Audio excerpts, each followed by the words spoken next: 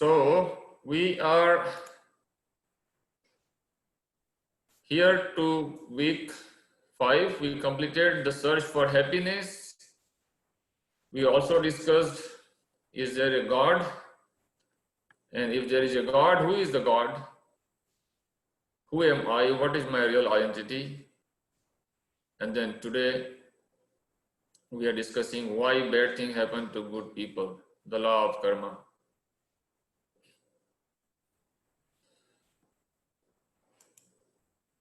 So we have to discuss why, bad things happen to good people. People, when they are suffering, they start questioning. So therefore, this topic of karma. So we understood from last presentation that Krishna, who is the Supreme Lord, declares God himself in Bhagavad Gita, and Srimad Bhagavatam is accepted as God. So Krishna is Sat Chid Ananda, eternally blissful and full of knowledge. And we, the Jivas, are his living spirit souls. We are his part and parcel. We also have same quality, but in minute quantity. Then although we are having the same quality, then one may ask, like, why do we suffer? So here is Mr. Kushner, Harold Kushner. He wrote a book about why bad things happen to good people. He had a bad experience. A newborn baby, his newborn baby died. So he was shocked and he started thinking, why bad thing happened to my good child or to my good family. So he started thinking that as per his scripture, he knew that God is omniscient. God knows everything. God is omnipresent. God is present everywhere. And God is omnipotent. He is all powerful. So he started thinking about, if God is all powerful, then he could have stopped this bad thing happening to my good child. So maybe he is not all powerful. But then he started thinking, he is all powerful, but he might not have known that something is bad happening to my child. He does not know everything going around in the whole creation. So he may not be there. So he started doubting. But then, he says, I know that God is omniscient, omnipresent, omnipotent. So I accept that. Then why this bad thing happening? So he couldn't answer. He couldn't answer why, people suffer. If God is so kind, he is kind, then why people are suffering? Then he started doubting his faith. Why there are people suffering and they are, feeling that this place is miserable, whereas other people like this, they think that this place is wonderful place. So for some people, this place looks like, miserable. For some people, wonderful. So people start questioning about why God is so cruel. Why God is so unkind. We know that, God is loving, kind, omniscient, omnipresent, omnipotent, but why, people start questioning when they suffer. Why this happened to me? I have been doing all good to others. I have been, regularly, serving poor, visiting temples, and I helped everybody around me. But why did I get this problem in my life, why I am sick, or my family members are sick, or why my relatives are dying, like that. So we need to understand the intention of God behind all the things happening to us. So God is, waiting for us to turn towards Him more seriously. If we are already thinking about God, then God is talking to us. He's saying, let us talk. That is the indication of God that we have to think seriously. So here is something, most of us, I think, know about. This 9/11 happened in 2001. That was a time I had just entered the US, like a couple of weeks ago, and this incident happened. It was very shocking, and it had the biggest media coverage that time. So at that time, a journalist asked to the daughter of a prominent American, and Annie Graham, she replied to the journalist. She said, I believe God is deeply saddened by this tragedy, this incident, 9/11 Twin Tower attack by terrorists. So she is saying God is also saddened, just as we are saddened. But for many years, we have been telling God, to stay away, to get out of our schools. We don't want God in school. We don't want God in government. And we were telling God to get out of our lives. So the God, being a gentleman, He, I believe, has calmly backed out. Because we wanted Him to go out, so He has backed out. That's what she said. So how can we expect God now for His blessing, for His protection? So we cannot expect that when we want God to go away from our life, that God be, blessing us right now in this tragedy. So we have to think deeply. God wants us to, turn towards Him and think deeply. So we have to think like why I am forced to take birth, why I am forced to get disease. As we discussed in our first module, that we are forced to take birth, get old, die, get disease. And we are suffering because of that. So is that the creation is imperfect? We question. But we understand that God is perfect. So how can His creation be imperfect? So then we start thinking about, maybe there is something. I have to look into myself. Look, instead of blaming God, look what I am doing. What is my duty? How can I rectify the situation? So we have to go deeper. And we have to understand why this world is created. Why this world was created by God. So that brings us to search for this answer. That brings us to Bhagavad Gita, our authority scripture. In Bhagavad Gita, main topics in Bhagavad Gita are these 5 topics. We already discussed some of these topics. We already discussed last module about the soul, the jivas. The nature of us is eternal soul, part and parcel of God. We discussed about God in 2 modules, whether there is a God, and then if God is there, then Sri Krishna is God, as per Bhagavad Gita. So we discussed these 2 topics. Today we will discuss about nature, time, and karma. These are the 3 topics. So let's move on. So what is nature? In Sanskrit, nature is Prakriti. So Lord Krishna says, this is my material nature. And Lord Krishna creates this material nature. And He creates not only one universe, but billions and billions of universes.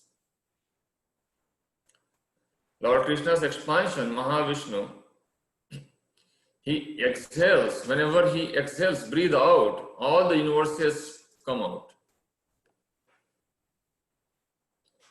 And when he breathes in, all the universes, they again bound back to him. So although there are multiverses, there are billions and billions of universes, they are only 1/4 of the total creation. Rest 3/4 are spiritual. Only 1/4 is material. Even our astronomers, astronomists, they are trying to guess, speculate that, yeah, there are like 75 to 80% dark energy. Then there are like 15-20% of dark matter. And they say only 5% is normal matter that you can detect or sense by any of those sensors, spectrometers that you throw in space, satellites like Chandra satellites, X-ray satellites. So any of the sensor or instrument you have built, it could see only 5%. That's what the physics people say. But Lord Krishna says it is only 1/4, ekanshena, only 1/4 of my whole creation. And Lord Krishna further says that this material world is dukkhalayam ashashvatam. Whereas the spiritual world is Vaikuntha. There is no dukkha, only sukha, ananda, as we discussed.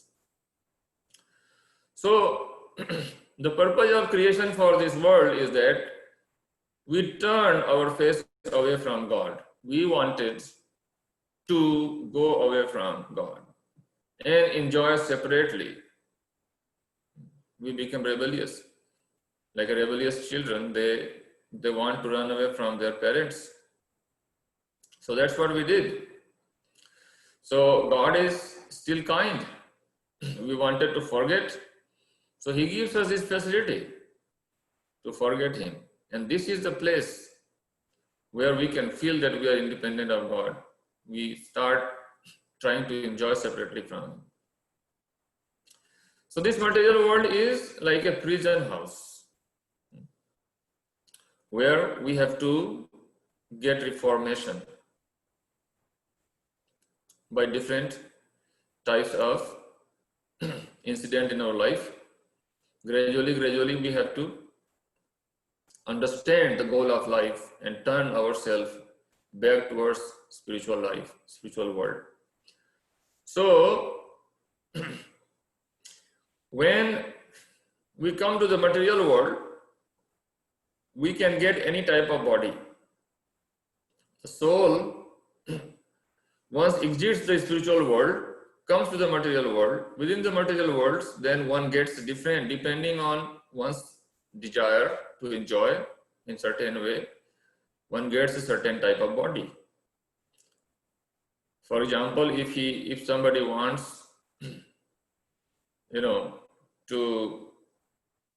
to eat meat, like gets tiger body. Somebody wants to be naked, gets a tree body, like that. So depending on psychophysical nature, somebody wants to fly, gets a bird body, like that. So there are 8,400,000 forms of living entities. Jarja and Avalakshani. So there are like different, the 9 lakhs are living in water. 400,000 are like human form. 2 million are plants. 1.1 million insects. Another 1 million are birds. And 3 million are animals. So these are all described in our scripture, Srimad Bhagavatam, very precisely, all the calculations. So there are different types of bodies. There you can compare, like, there are different classes of, cells within the jail. Like, there may be A class, B class, or C class cells. Like, you may have some better facilities, more comforts within the jail, but still it is jail. And it is very difficult to go out from this jail because we are bound in this material world by 3 modes of material nature. And therefore it is called Durga. Dur means difficult, Ga means to go. It's very difficult to get out because we are bound by these modes of material nature. Let us see what are those modes. So we are still in the topic of material nature, Prakriti, which is composed of these three modes. Guna. In Sanskrit it is called Sattva Guna, Raja Guna and Tamo Guna. Goodness, passion and ignorance. So when someone is in mode of goodness, that person gets knowledge, that person feels the freedom from sin. So mostly he is performing pious activities, and because of that he is conditioned by the sense of happiness. So if you have this kind of quality in your life, then that is the mode of goodness. Others who are in mode of passion, they have unlimited desires. That's what the modern world is like. Most of the modern economy is running on mode of passion. Unlimited desires, open new factories, open new slaughterhouse, open new business, make more money, work hard. So that is rooted in the attraction between man and woman. That's the mode of passion. So ultimately, the mode of passion is started from the attraction between man and woman, and try to prove oneself important or wealthy and all those materially accomplished person. Whereas a person who is in mode of ignorance, he is lazy, always sleepy, not motivated to do anything, right? And intoxicated, so frustrated, depressed, that depends on intoxicants to somehow survive. That's the mode of ignorance. No motivation to do anything, just somehow want to forget himself, forget the world. Tamoguna. So Lord Krishna describes several things. They may be in mode of goodness or passion or ignorance. For example, the activities that we do, those may be in mode of goodness, passion or ignorance. The worship that we do, that may also be in mode of goodness, passion, ignorance. You may give some charity or you do welfare work to the society, that may also be in mode of goodness, passion or ignorance. Similarly, there are different types of food, they are in different modes. Lord Krishna says in chapter 17 of Bhagavad Gita that the food which are in mode of goodness, they increase the lifespan and the heart becomes purified by consuming food prepared in mode of goodness. Such food gives strength, health, happiness and satisfaction. And what kind of food they are? They are juicy, fatty, wholesome and pleasing to the heart. Whereas the food, those who are in mode of passion, they are very spicy or very sour. They are very bitter, hard, pungent, dry, burning, and they cause distress, misery and disease. Now coming to the food in mode of ignorance, they are very bad. The food, they are rotten, cooked a long time ago. Practically speaking, all the canning industry, like the canned food you're getting is completely mode of ignorance. What to tell about 3 years, more than 3 months, sometime maybe 3 years. They are tasteless, decomposed and putrid, consisting of remnants and untouchables. And all the slaughtered products, meat, fish, egg, all these, they are in mode of ignorance. If we consume such food in mode of passion and ignorance, what do we expect? We expect some bad thing, right? If you consume too spicy, then immediately you understand next morning what happens in bathroom. So we may also be contaminated, like the food in mode of ignorance, like meat and all these animal products. Professionally, I'm a food scientist. So I know that these animal products are, they are called low acid food. They're very easy to grow all the pathogens. So the food safety risk is the highest to attract all the food pathogens and also to provide you chronic problems if you keep consuming them. After some time, you lose your health, you get the heart disease, you get all kind of problems. You may get diabetes, you may get all those problems. So we, in material world, we are get conditioned in either of these modes, mode of goodness or mode of passion or mode of ignorance. And we are trying to enjoy in this world according to the mode we have got. A person in mode of goodness is trying to enjoy, to go to the peaceful place, very nice serene atmosphere around the lake, green grasses, good flowers, very nice chirping birds. Whereas a person in mode of passion goes to party with loud noise, smoking, drinking, and dancing. Mode of passion. In mode of ignorance, yes, we know that they want to enjoy,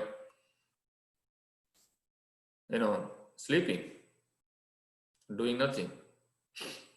So the soul who is fallen into the material world from the spiritual world is tightly bound in Durga. And continuously, we are being born and we are growing, we are getting old, dying, and then again being born. So this loop is continue in material world. So you can see this diorama, we studied this one last time, that we continue to change our body within this lifetime. Similarly, we will change our body after the death. And when we are conditioned in the modes in material nature, then we get another material body, another material body, another material body. And it's not guaranteed that we get a human body. We may be in different species, depending on our modes and desires. So that was the material nature. The next topic Bhagavad Gita discusses is called time, Kala. Lord Krishna says in Bhagavad Gita, chapter 11, after showing the universal form to Arjuna, Arjuna is bewildered. Oh my Lord, who you are? I thought you are my friend, but you are not my friend. You are something very wonderful. I am here, not able to stand here. I am totally bewildered, Please tell me, what is your mission? Why, who you are? Lord Krishna says, Kalo Asmi. I am the eternal time. I am here to devour all these people. So, time is Krishna's energy. It is the most powerful force in the material world.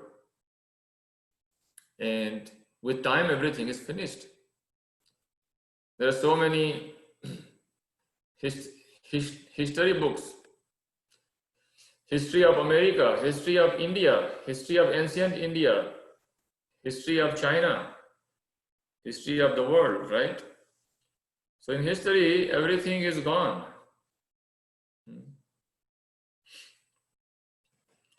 So whatever happened in the past, like big people like Hitler, Napoleon, or any other person, like the person who discovered this America, all these people are gone. So many things are gone, like that 9/11 happened, those towers are gone, something new is there. So with time, things are finished, and with time, things change. So as we learned from last time, in material world, there are 6 types of changes. So when we get material body, then there is a birth, there is a growth, there is staying for some time, stability, then there is some production of offspring, and dwindling, getting old, and finally death. So not only our body, but all the material things within the material world, they go these 6 transformations. Now comes to the topic of karma. To properly understand karma topic, we had to define what is material nature, what are different modes of material nature, and what is time. So now therefore we can define karma. So karma is defined as the activities. Karmas are basically activities performed by human beings. Those who are conditioned by these 3 modes that we discussed, and under the control and purview of time. So when we get karma, only when we are performing activities within modes and within time. That is karma. Precisely, that is the definition of karma. So now karma is like, whatever you sow, that you reap. Whatever you do, you get it back. You do good to others, you get good things back to you. That's what I think, like that, right? That's what for every action there's a reaction, opposite and equal reaction. That's Newton's law that we discuss also. So although this law is there, that for action there is a reaction, but that action and reaction happens within the modes and within the times. And we are accountable for the things we do and things we speak or things we are thinking. And for all of these, we get the reaction. So for example, if you do, good things, or we may do bad things, for example, pious activities, those are good things, like doing good to others, being compassionate, helping others, truthfulness, cleanliness, austerity. These are good karma. Like these are the good activities for which you will get good karma. Then there are bad things like impious activities, illicit sex, meat eating, gambling, intoxication. So those are bad karma. So good and bad, both karma, within the mode of goodness, within the mode of passion and ignorance. So good karma is also binding within this material world, and bad karma is also binding within this material world. So good karma is binding with golden chain, you can take an analogy like that, and bad karma is like an iron chain, that you are bound by iron inferior chain. Now there are karma that we may get immediate result. Like immediately you kick and then you get the pain in your leg. Immediately you get a reaction. Immediately you tell a bad word to someone and immediately you get slapped. Instant karma, right? You eat something spicy and then you suffer the stomach problem. Like that. Instant, very fast. So it can be compared with sowing a seed which germinates within a day, within few hours, like mustard seed. It gets germinated and you can get the plant, you can harvest mustard within 3 months. Whereas there are delayed karmas. They are compared to like coconut, which takes long time, like 20-30 years to get the fruit. But whereas the small mustard plant, it grows fast. Other plants like herbs, like grasses, they grow pretty fast. Their life cycle is very short. Whereas a coconut tree, the lifespan is very long. So to get the coconut fruit, it will take long time. So similarly, for some actions, we are getting reaction instantly, and for other actions, there is a delayed reaction. So delayed karma. So therefore, there is a saying, meals of God grind slowly, but exceedingly fine. So whatever we are doing, we are going to get the result immediately or far away in time. So it is, karma is something like you can understand that we have done several things in the past and we have got some results, and many of those results are in waiting. So they are in like our bank. We did something and we are waiting the result. We have already done. So they are deposited in the bank and you have not enjoyed that. You have not enjoyed the money. You just earned it and kept it in bank. And when you withdraw it and enjoy it, then it is prarabdha karma. Prarabdha karma is something that we are right now, we are experiencing. Like for example, I may have like COVID. So because of that, I got fever or difficulty breathing. That is a prarabdha. Somebody gets sick, or somebody is entangled into some, serious legal cases. That's also your karma. Or I may be, born in with some defect. I'm suffering. So anything that we are undergoing, any suffering that we are going, or any good situation that we are enjoying, that is the prarabdha. And based on current situation, we are also performing some actions. If you perform karma according to the prescribed method in the scriptures, that is good karma, that is also going into our bank balance. And when we are doing bad karma, which is not prescribed in scriptures, like we said, we saw that there are bad karmas. So when we are performing those bad karmas, there also we are getting, some credit, and everything is again going back in the loop. You perform action and then again deposited, again you enjoy or suffer, again and again, you are in this infinite loop. If you are performing karma and vikarma. So here is something we can understand again. Because of the ignorance, number one, you can say square one, we have ignorance, we ignored God. That's how we are in ignorance. We ignored Krishna, so we came into ignorance. And because of that, we have ignorant desires, which is material desire. And because of that, we are attached to the material world.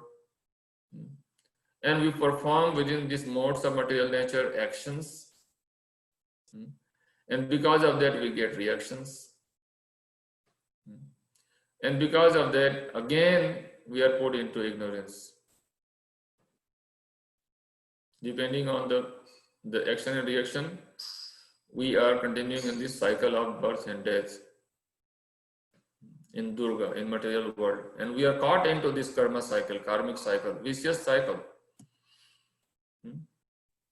So as I was telling in that loop, that karma is something that you perform, which is the pious activity prescribed in the scriptures. Like in Bhagavad Gita and Srimad Bhagavatam, we get direction. This is the way you should act in this life. Then we get pious.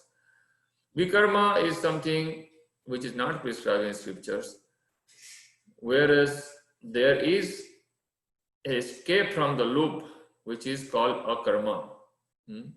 So when we perform akarma, there is no reaction. There is no reaction of our action.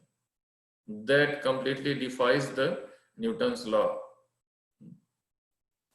So akarma is like working on behalf of God, which is beyond mode, beyond all of these modes. Then we can escape the loop. So this is the modified loop now.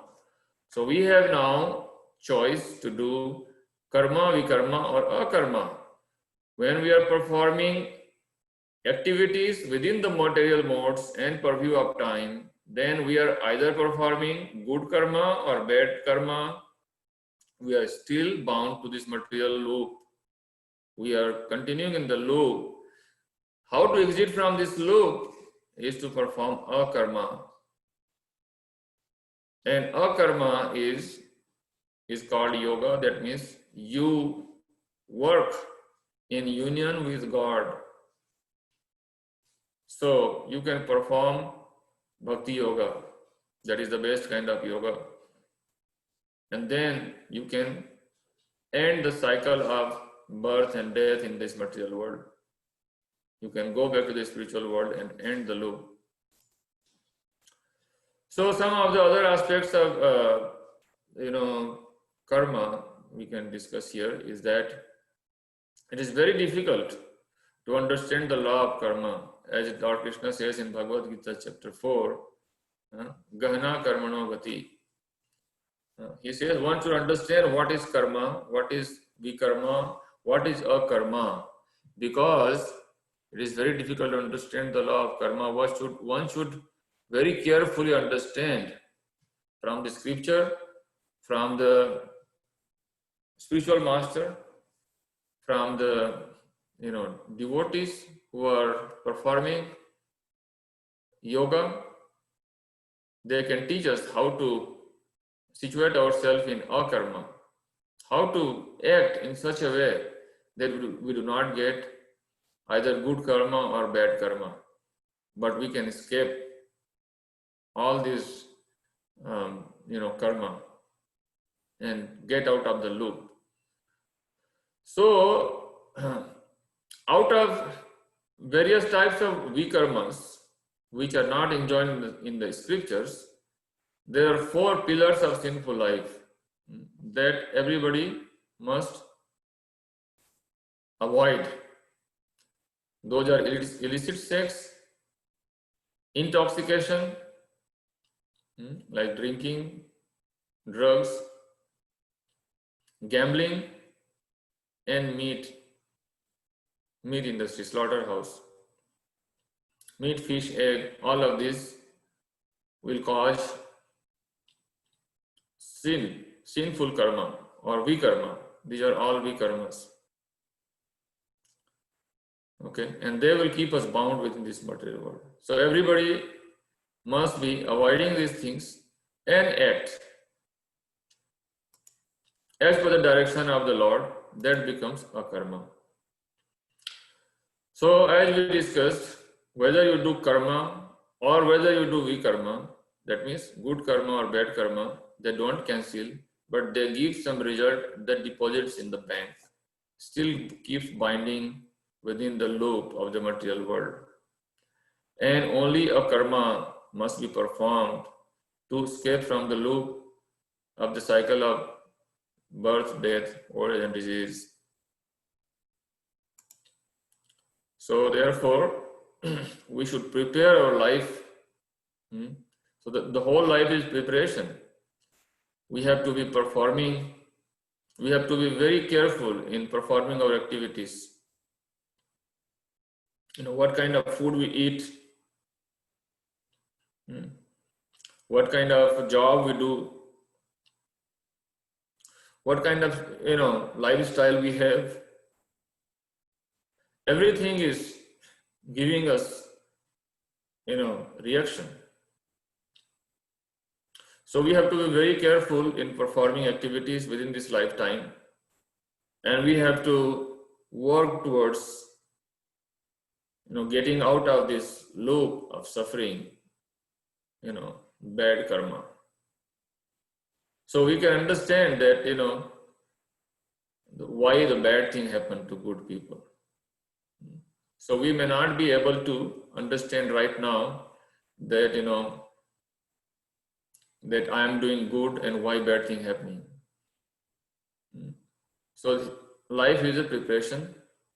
We have to continuously strive to prepare ourselves, and death is the examination.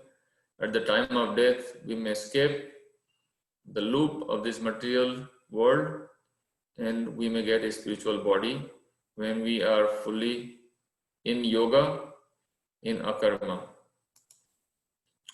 So with that, we conclude today's session. The next topic will be the science of yoga, the topmost yoga system. Gradually, we are moving towards practical topic, and we have 3 more sessions. Then we'll discuss about what are the practical applications. How do we perform a karma? How to act ourselves so that we don't get the reaction? How we can get out of this material world? All of this we will learn in future modules. So with that, thank you very much. I will stop sharing and open the floor for discussion. Thanks for your patience.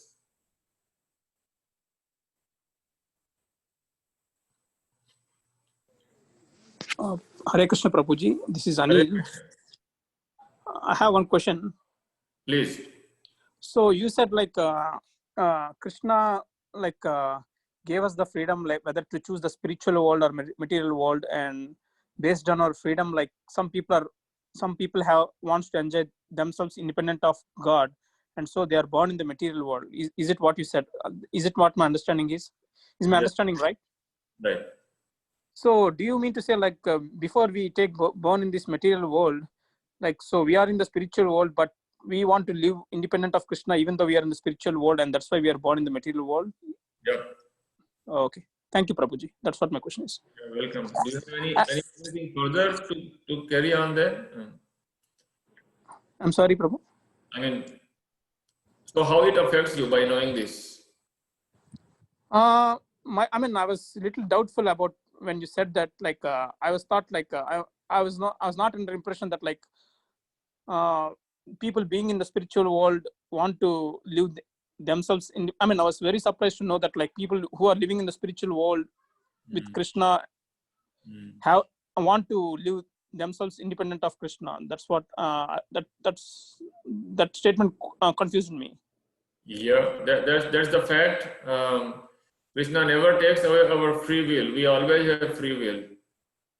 Okay. So if we don't desire, Krishna does not knock us out from the spiritual world unless we desire. So only by our desire we come to the material world, not by Krishna's desire. Krishna wants us to be with him, but only because of our free will that he never takes away. Only because of our free will we can. If we use our free will to stay with him forever, then he will never force us to come to material world. So do you mean to say that all the people in this material world, not only the people, all the species in the material world are in the past the living entities in the spiritual world? Yes, we are all spiritual. Yes. Okay. So we already have lived in the spiritual world, but we came back to the material world because we don't want to live in the spiritual world. Is it what you are trying to say? That's correct. Yeah. Okay. Thank you, Prabhuji. Welcome.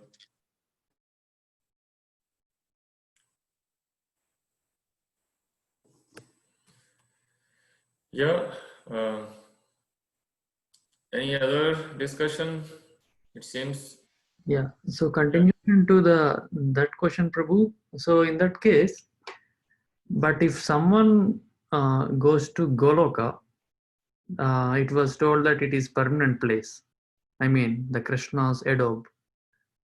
So in that case, so is it something not permanent, or how can we treat that? Yeah, you see, look here. When you can compare with, like a permanent job offer, right? Okay. So, or like a permanent residence, right? Okay. So we get a green card, permanent residence, or we may get offer for, like permanent job. But still, we may change our mood and, we may go to other country, or we may change our mind and we can change our job. Although the employer has given us permanent job, employer has not fired us. But we are wanting something else. Although we have permanent job, we change our job, Okay. isn't it? Okay. So the employer is not firing you. They are not revoking your green card. But you, by your desire, or myself, by my desire, I may withdraw these facilities I got, and I may choose something else. Okay. Yeah, that makes sense. Krishna made permanent place, but we chose to go away. Okay. Thank you. Yeah. And one more question, Prabhu. So you told this, you will tell that how can we do akarmic activities and not get into this loop of karma. The thing is, if you will tell in the next sessions, but just little bit curious. So can we tell the answer for that question in 1 or 2 statements now? Is it possible? Yeah. So we have to cooperate for God's plan. So we have to understand what is plan of God for me. If we act in that plan as per God's plan, that is akarma. Okay? No. I mean, so I have a little more questions, Prabhu. So please. Yeah. In that case, so how will we know that God's plan then? Yeah, that's what we will discuss. Okay. Yeah. I mean, I cannot summarize in like. Yeah. Okay. It's like very broad topic. That's why we have scripture, Bhagavad Gita, Srimad Bhagavatam, and still within next 3 sessions we are still trying to condense it. So stay with us and let us continue this journey. So we'll get the answer. Yeah. Okay. Do you have a copy of Bhagavad Gita with you? I am currently living in the temple, Prabhu, ISKCON St. Louis. So we have all the books here. You are in ISKCON St. Louis? Oh, I don't know that. When did you come? So I am currently living in the ISKCON St. Louis temple. Yeah. Have I met you before? Probably I came around 2.5 months before, Prabhu. So 2.5 months before? Yeah, probably I haven't met you in the temple. Yeah. Okay. Yeah, because of this pandemic, we cannot come. So very nice. Welcome to temple. Yeah, thank you, Prabhu. Yeah, so there is Bhagavad Gita, and Okay. we'll discuss. Yeah, and one more question, small question, Prabhu, like yes or no question. So, say for example, if there is a business, and how can we determine if it is doing karma or akarmic activities? Is there any specific criteria that we say that okay, this business is doing or this business is not doing? I mean, yeah, that's. So you're asking whether karma or vikarma, right? Not vikarma, akarma. I think vikarma you told that is not even is present in the Bhagavad Gita, right? Is it? Yeah, I mean, vikarma is something we do which is not prescribed in scriptures. Oh, okay. So you want to know akarma? Somebody is doing akarma? No, say for example, if there is a business, if some person is doing business, and how can we tell if that business is producing karma or akarma? We can assume that 99.999% is karma or vikarma. Akarma is very rare. So akarma is only possible when you work for Krishna. Okay. Thank you. Yeah, thank you.